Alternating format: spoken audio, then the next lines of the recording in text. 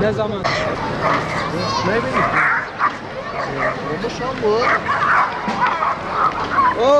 Şimdi başıboş köpek sorunu maalesef ki devam ediyor. Özellikle Şanlıurfa'da bu sayı biraz daha arttı. Biliyorsunuz bir kuduz vakamız da olmuştu önceki zamanlarda. Bu durumda işte sokak hayvanlarının şehirlerde çok fazla gitmesi olması, özellikle barınakların kapasitesinin artık yetersiz kalması, bunların hepsi büyük bir problem. Burada sokak hayvanlarında belediye çalışmıyor mu? Çalışıyor.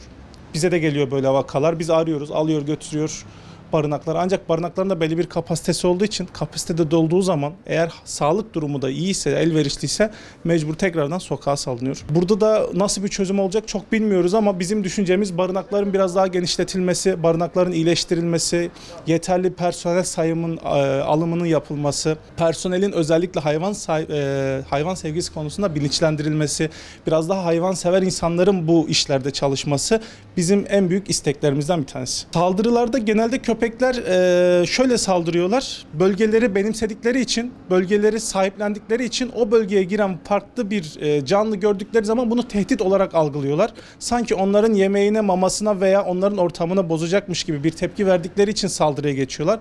Bu durumda ne yapmak lazım? Uzaktan gördüğümüz köpek gruplarına yaklaşmamak lazım. Farklı yolları tercih etmek lazım. Başka yerlerden gitmek lazım.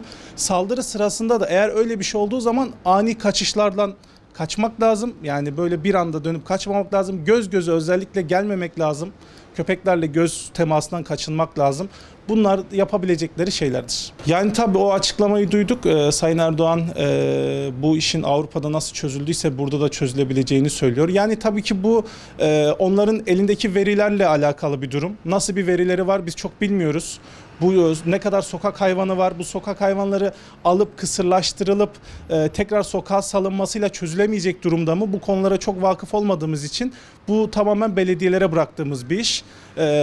Umarım bu işi de yani eğer düşündükleri gibi yapıp çözüme ulaştırabilirlerse ulaştırabilirler yani. Bizim şu anda tahminimiz sokak hayvanlarının inanılmaz düzeyde fazla olması. Diğer Avrupa Birliği'ne göre çok fazla sokak hayvanımız var ve üreme inanılmaz devam ediyor. Kısırlaştırma için de yeterli ekipman ve hekim bulundurması lazım belediyenin. Yeterli personel alımının yapılıp bu konulara ciddi özen gösterilmesi lazım. Dediğimiz gibi hayvan sevgisi yüksek insanların barınaklara alınması lazım ve barınakların daha çok genişletilmesi lazım. Belediyenin işte hazine arazisi olabilir, buraları barınağa çevirebilir, buna yeterli sayıda personel alabilir.